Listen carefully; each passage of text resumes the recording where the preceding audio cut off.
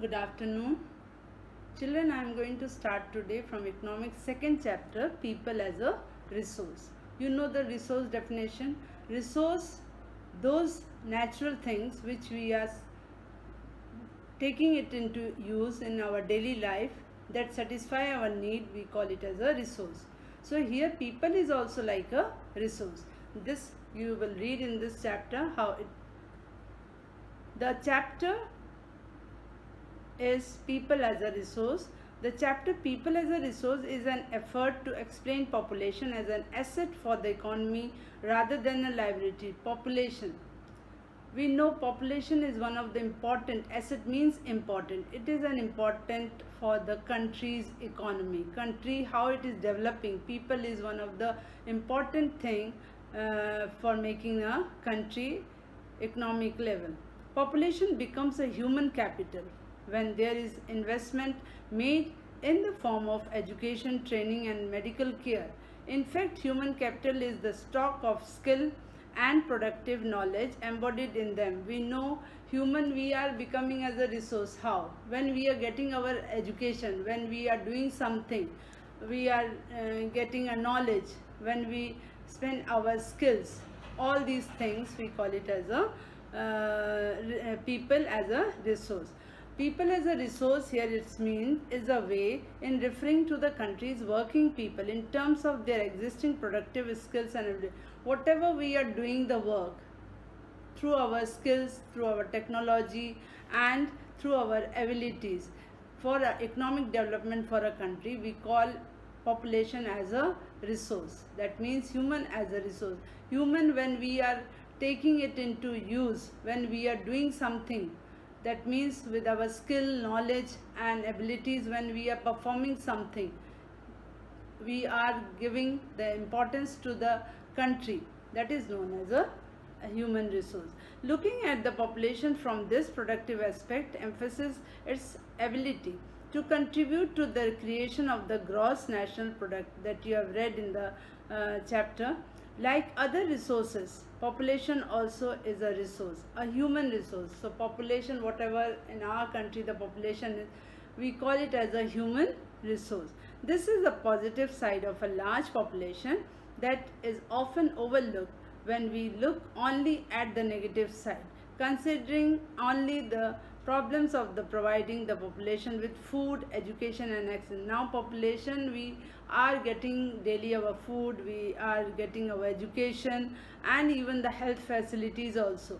When the existing human resource is further developed by becoming more educated and healthy, we call it as a human capital formation. Now we are getting a regular education, we are performing something with the skills and knowledge, abilities for the country, then we call it as a people as a resource.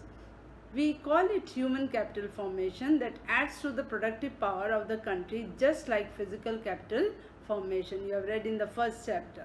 Investment in human capital, whatever we are investing on the human capital, that is a education, by training, medical care, etc. So there it is written, yields a return just like investment in physical capital. Your parents are investing money on your education, and in future you will work and you will earn the money and you will help a family. So that is known as a human resource. Here it's written, this can be seen directly in the form of a higher incomes and because of a higher productivity of the more educated or a better trained person, as well as higher productivity in the healthier people.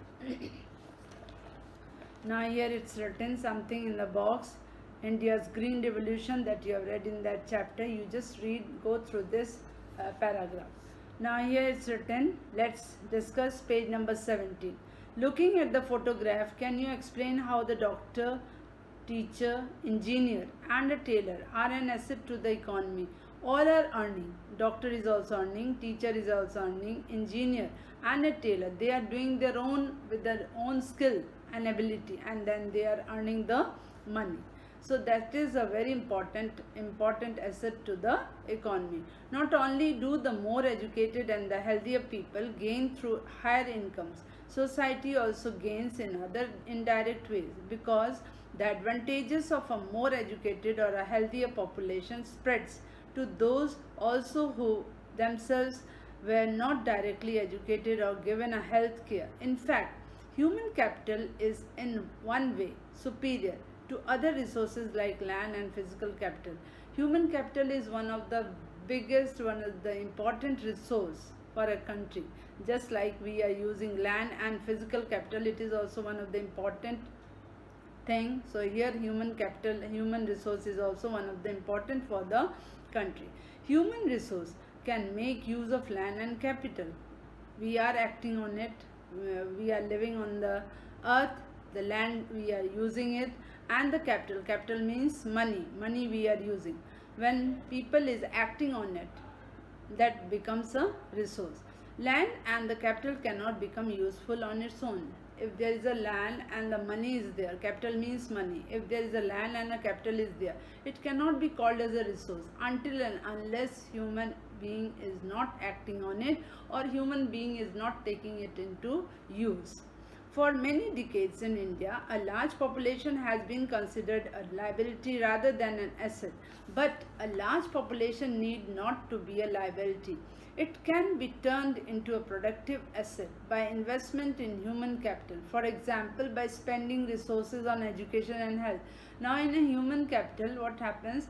As you know, your parents are spending money on you. And in later on, in the future, you will earn the money which will be used, which will be added to your family. So that is known as a human capital. For example, by spending resources on education and health for all, training of industrial and agriculture workers in the use of modern technology. Day by day we are using in a modern technology way useful scientific researches and so on. The two following cases, now here two stories are given here illustrating how people can try to become a more productive resource, how people can become a more important resource. Now first story you will read, story of Sakal. There were two friends. Now this story you have to listen very carefully. There were two friends, Vilas and Sakal. They are living in the same village, Simapur. Both Vilas and Sakal, they are living in the same village. His mother Sheila. Sakal was a 12-year-old boy. Sakal story you are reading. So Sakal was a 12-year-old boy. His mother Sheila looked after domestic chores. She used to look after his mother Sheila. She used to look after the family. His father Bhuta Chaudhary worked in an agriculture field. Bhuta Chaudhary was working in a field. Sakal helped his mother in domestic chores. Sakal, as you have read, 12-year-old boy, he was helping his mother in a domestic chores, in a domestic work. He also looked after his younger brother Jitu and sister Situ. He has to look after his brother and sister. His uncle Sham had passed the matriculation examination. His uncle was there, Sham, who had passed the matriculation examination, but was sitting idle in the house as he had no job. His uncle was sitting idle. He was not getting any job, yet he had already passed the matriculation exam. Bhuta and Sheila were eager to teach Sakal. Bhuta and Sheila, they wanted to give the education to their child Sakal. They forced him to join the village school, which he soon joined. So they forced him to join the school.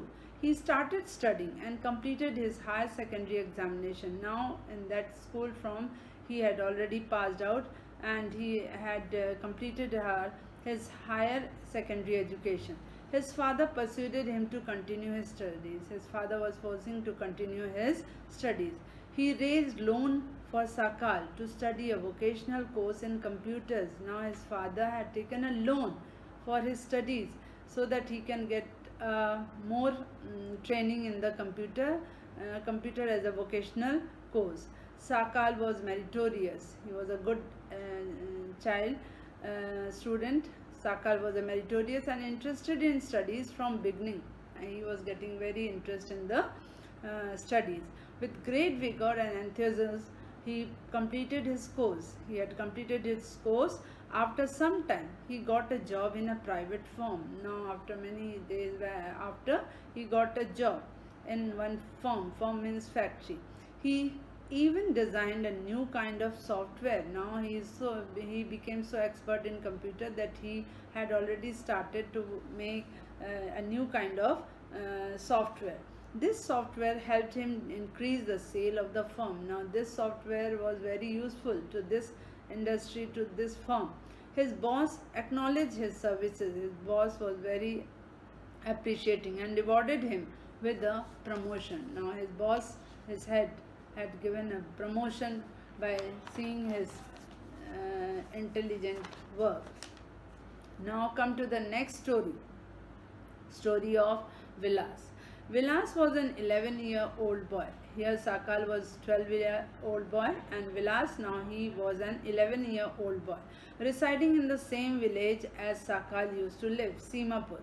Vilas' father Mahesh was a fisherman. Vilas' father was a fisherman. His father passed away when he was only 2 years old. Now, no more his father when he was only 2 years old.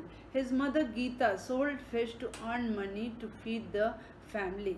Now, already you know his mother Geeta. She also used to earn the money by selling the fish. She bought fish from the landowner ponds and sold it in the nearby mandi. She used to take from the landowner's pond and then she used to sold in the nearby mandi. Mandi means market. She could earn only rupees 20 to 30 a day by selling fish. Now per day she used to get 20 to 30 rupees by selling fish. Vilas became a patient of arthritis. Arthritis, it's a whatever it is, the pain in a joints, that is known as arthritis. A patient, when he's that having a arthritis means a joint pain in a body. His mother could not afford to take him to a doctor. Now they are not having money, so his mother could not afford him to take him to a doctor. He could not go to the school either, not able to go to the school. He was not interested in studies. As Sakal was interested, here Vilas was not very interested in studies. He helped his mother in cooking and also looked after his younger brother Mohan. There in Sakal's story, younger brother and younger sister was there, and here in Vilas, he helped his mother in cooking and also looked after his younger brother Mohan. After some time, his mother fell sick and there was no one to look after her. There was no one in the family to support them. They were very poor. Vilas too was forced to sell fish. Now Vilas is also selling the fish in the same village. He, like his mother, earned only a meager income. His mother only earned a very little money by selling the fish. Now here it's written, you have to find out the difference between the two friends, Sakal and Vilas. What are those? Now the answer I am just reading here in this page number 18, right hand side it's given. No need to do the activity. In the two case studies, we saw Sakal went to school and Vilas did not go. Sakal was physically strong, but Vilas was not good. There was no need for him to visit the doctor frequently. Now here it is written, Sakal's story was that no need to visit to the doctor. Vilas was a patient of arthritis. As I have told you, arthritis, a joint pain. In a body, a joint pain, all the joints, bone pain is known as arthritis. He lacked the means to visit the doctor. He was not having a money. Vilas was not having a sufficient money to go to visit to a doctor. Sakal acquired a degree in the computer programming. As you have read, Sakal got a degree in the computer. Sakal found a job in a private firm while Vilas continued with the same work as his mother. Along with mother, he used to help. He earned a meager income like his mother to support a family. Very few, less money he used to get and to support the family. In the case of Sakal, several years of education added to the quality of the labor. Now here you have to find out Sakal's story. Sakal got the education after several years, and then it had added the quality of the labor. This enhanced his total productivity. This become a total productivity. Total productivity adds to the growth of the economy. This gives the help to the growth of the economy. This in turn pays an individual through salary or in some other form of the choice. In case the Vilas, there could not be any education or health care in the early part of his life. Vilas was not getting any education, not even a health also. He was not good. He spends his life by selling fish like his mother. Henceforth, he draws the same salary of unskilled labor as his mother. So very few money, only like his mother only. He also used to get the money by selling the fish. Investment in human resource can give high rates in return in the future. Whatever the money I have told you, your parents are investing on you the money, and later on in the future you can earn more and more money. So here it's written, investment in human resource can give high rates of return in the future. This investment on peoples is the same as the investment in land and capital. Investment, whatever in education your parents are investing, same as here also in a land and capital also we can invest. One invests in shares and bonds expecting higher return in the future. A child too, with investment made on her education and health, can yield a high return in the future in the form of a higher earnings and greater contribution to the society.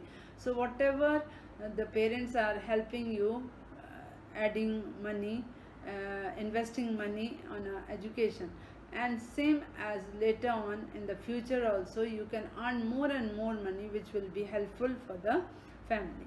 Educated parents are found to invest more heavily on the education of their children. Those parents who are very educated, they always try to invest more and more money on their children for education.